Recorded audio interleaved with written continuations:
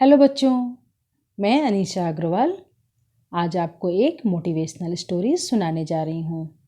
आशा करती हूँ कि यह कहानी सुनकर आपको जीवन में सफलता अवश्य प्राप्त होगी। तो आइए बच्चों, कहानी सुनते हैं। कहानी का नाम है सफलता की चाबी।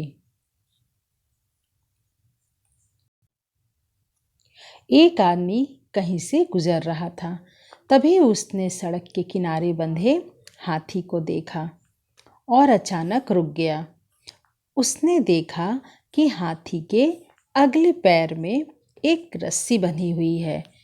उसे इस बात का बड़ा आश्चर्य हुआ कि हाथी जैसे विशालकाय जीव लोहे की जंजीरों की जगह बस एक छोटी सी रस्सी से बंधे हुए हैं। यह स्पष्ट था कि हाथी जब चाहे तब अपने बंधन को तोड़कर कहीं भी जा सकते थे, पर किसी वजह से वह ऐसा नहीं कर पा रहे थे। उसने पास खड़े महावत से पूछा कि भला यह हाथी किस प्रकार इतनी शांति से खड़े हैं और भागने का प्रयास क्यों नहीं कर रहे हैं।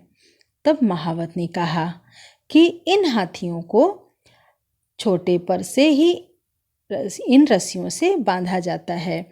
उस समय इनके पास इतनी शक्ति नहीं होती है कि इस बंधन को वह तोड़ सके। बार बार प्रयास करने पर भी रस्सी न तोड़ पाने की वजह से उन्हें धीरे धीरे यह यकीन हो जाता है कि वह इन रस्सियों को तोड़ नहीं सकते, और बड़े होने पर भी उनका यही यकीन बना रहता है। इसलिए वह कभी रस्सी तोड़ने का प्रयास नहीं करते। आदमी आश्चर्य में पड़ गया कि ये ताकतवर जानवर सिर्फ इसलिए अपना बंधन नहीं तोड़ सकते क्योंकि वह इस बात पर यकीन करते हैं कि वह ऐसा नहीं कर सकते। इन हाथी की तरह ही हम में से कई लोग सिर्फ अपने पहले मिली असफलता के कारण यह मान बैठते हैं कि अब हमसे यह काम नहीं हो सकता, और अपनी ही बनाई हुई मानसिक जंजीरों में बंधे हुए पूरा जीवन गुजार देते हैं।